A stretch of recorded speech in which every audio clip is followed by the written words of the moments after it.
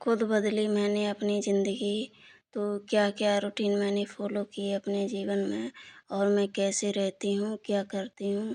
तो जिस तरीके से मैं आज टेंशन फ्री रहती हूँ मेरे ज़िंदगी में, मतलब मुझे कोई टेंशन नहीं, हालाँकि मान लो तो बहुत सारी टेंशन है, लेकिन मैं टेंशन करती नहीं हूँ और टेंशन फ्री रहती हूँ। हेलो गाइस, कैसे हैं आप सब लोग? आशा करती होंगी अच्छे होंगे और मैं भी बढ़िया है। तो राम राम जी सभी को, राधे राधे। और स्वागत है मेरी एक और नई वीडियो में आप लोगों का। तो बने रहिए हमारी वीडियो में अंत तक और मेरे जीवन के बारे में, मेरी जर्नी से आपको कुछ शायद मोटिवेट मिले और मैं अपनी जर्नी आपको बताऊंगी कि इस मुकाम पर मैं कैसे आई हूँ। तो आज मैं अच्छा खासा थोड़ा बहुत अर्न कर रही हूँ। हालांकि मेरी अभी वीडियो से कोई अर्न नहीं होती है, यूट्यूब से कोई अर्न नहीं होती है, लेकिन मैं अपनी सिलाई करके और भी मैं क्या काम करती हूँ वो भी आपको बताऊँगी। तो बने रहिए आप मेरे वीडियो में अंत तक, ज़रा भी स्किप ना करें। तो चलिए आते हैं पॉइंट पर। तो देखिए, मेरे जीवन तो बहुत ही संघर्ष भरा है। ना तो मेरे पास इतना पैसा था जो कि मैं सिलाई सीख सकती थी। हालांकि आज मैं सिलाई कर रही हूँ, लेकिन अब मुझे अपने पर इतना भरोसा है कि मेरे सामने किसी भी डिजाइन के कपड़े कैसे भी रख दिए जाए, मैं सभी क्रिएट करके ला दूँगी, दिखा दूँगी, आपको दे सकती हूँ। आप किसी भी प्रकार के कपड़े बनवा सकते हैं।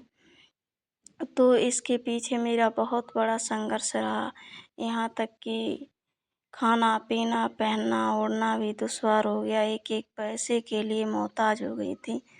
कहते नहीं है कि इंसान को तभी समझ में आता है पैसे की अहमियत, जब उस पे कुछ परेशानियाँ, कुछ संकट आ चुके होते हैं।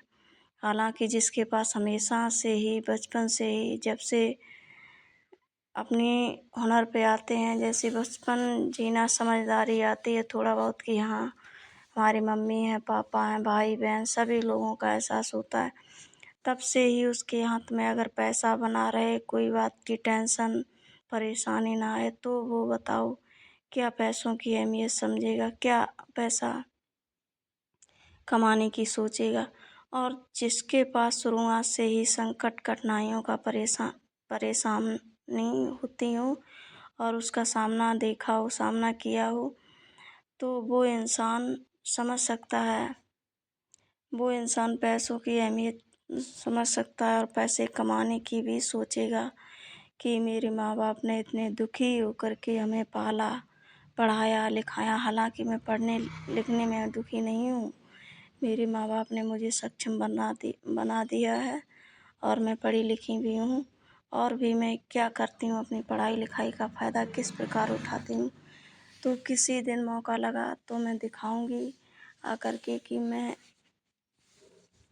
सिलाई से पहले, अभी तो फ़िलहाल छुट्टियां चल रही हैं जून की, इसलिए मैं सुबह से ही आ जाती हूँ दुकान पर। फ़िलहाल अब 1 जुलाई से स्कूल भी ओपन हो जाएंगे, तो मैं बच्चों को पढ़ाने भी जाती हूँ इंटर कॉलेज में। तो किसी दिन मौका लगा तो मैं क्लिप डालूँगी, दिखाऊँगी आप लोगों को कि मैं विद्यालय में बच्चों को पढ़ाने भी जाती हूँ। उससे भी मेरी थोड़ी बहुत अर्निंग होती है और मैं सिलाई से भी कमा लेती हूँ, तो अच्छा खासा मेरा गुजर बसर हो जाता है। हालांकि मैं जहाँ रह रही हूँ उन लोगों को भी थोड़ी बहुत छोटी मोटी मदद कर देती हूँ, जिससे कि वहाँ जहाँ मैं रह रही हूँ उन लोगों के सर पर मैं बोझ बनकर ना रहूं, उनको भी ज़रा भी कष्ट ना रहूं। हालांकि संकट तो अभी भी है, परेशानियां तो अभी भी हमारे सर पे हैं, लेकिन उन सभी को मैं इग्नोर करती हूँ। सिर्फ मैं अपने काम पर ध्यान देती हूँ। अगर सोचो, दिमाग से अगर टेंशनों को ही सोचते रहेंगे, दिमाग में लाते रहेंगे, परेशानियों में बैठ कर के चिंता करते करते ज़िंदगी को बिताएंगे, तो जब बताओ कि कमाएंगे नहीं तो फिर आगे कैसे बढ़ेंगे।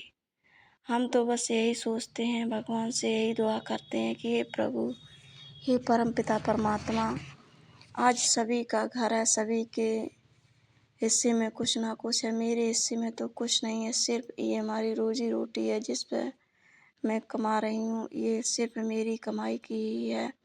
मैंने ही मेहनत करके अपनी कमाई से ये मशीन ली थी। तो मैं अपनी ज़िंदगी में कुछ करना चाहती हूँ, अपने नाम का एक घर करना चाहती हूँ, जो कि आप लोगों की सपोर्ट के बिना कुछ नहीं कर सकती हूँ। प्लीज़ आप लोग मुझे थोड़ा थोड़ा सपोर्ट करते रहिए, जिससे कि मैं भी थोड़ी आगे बढ़ूँ और ये बहन भी आपकी कुछ कर सके, किसी के आगे मोहताज बन के ना रहे, किसी के आगे हाथ फैलाने की इच्छा ना करे। आप लोगों को अगर ये ना मंजूर हो तो मेरा सपोर्ट कीजिए प्लीज़। तो देखिए, मैं इसी तरीके से बहुत ही सामना किया कठिनाइयों का।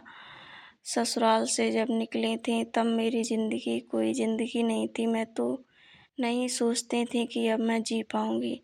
हालाँकि मैं आपको सच बताऊँ तो बस मेरे दिमाग में यही आता था कि मेरी 1 साल या 2 साल कट जाएँ, बहुत मुश्किल था।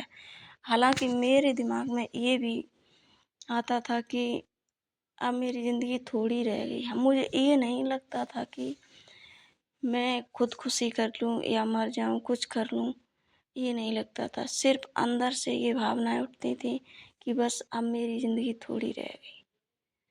शायद भगवान घर से हमारा बुलावा आ रहा है।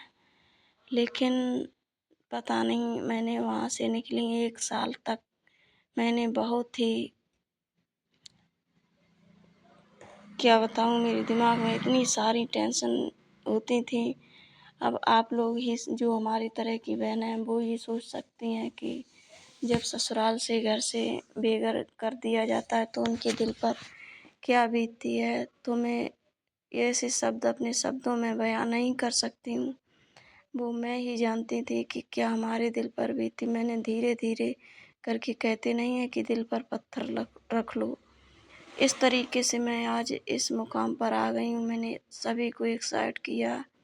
मैंने कहा अगर मेरी ज़िंदगी में होंगे तो आएंगे, नहीं होंगे तो हमसे दूर हो जाएंगे। बस मैं 1 साल तक बहुत ही फ़ोन करती रही, कहती रही जो हुआ सो हुआ, मुझे ले जाओ, कुछ नहीं, मैं हमारी गलती हो या ना हो मैं सभी एक्सेप्ट करूँगी। लेकिन उन लोगों ने बिल्कुल फ़ैसला ले लिया था अपने से दूर करने तक।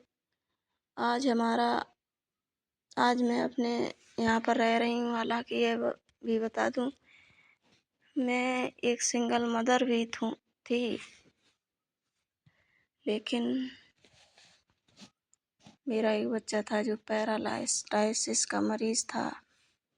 मैंने अपनी कमाई से उसका बहुत ही इलाज कराया लेकिन नहीं बचा पाई। 5 साल का होकर के वो भी ख़त्म हो गया।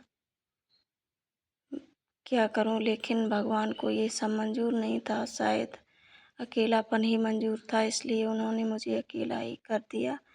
तो मैं धीरे धीरे करके ये सभी सहन कर रही हूँ, अपनी ज़िंदगी में देख रही हूँ आगे क्या होने वाला है, भगवान को क्या मंजूर है। सिर्फ मैं मेहनत करती रहूँगी, मेहनत से पीछे नहीं हटूँगी और सिर्फ आप लोगों का सपोर्ट की चाहती हूँ। प्लीज़ मेरी वीडियो देखकर पूरा तो वॉच कर लीजिएगा। जैसे भी टूटे फूटे शब्दों में आपको बताती हूँ, दिखाती हूँ, बोलती हूँ, तो आप मेरे वॉइस पर ना जाइए और मैनेज कर लीजिए। थोड़ी है, ज़्यादा नहीं, 8-9 मिनट की ही वीडियो है और मैंने अपना संघर्ष भरा जीवन अभी तो नहीं पूरा बता पाया, क्या क्या बीती हैं, लेकिन मोटे मोटे शब्दों में बता दिया है। अब इसी के साथ साथ मैं मिलती हूँ अगली वीडियो में, तब आपके साथ कुछ मैं शेयर करूँगी अपनी जर्नी भी। और तब तक के लिए राधे राधे, बाय।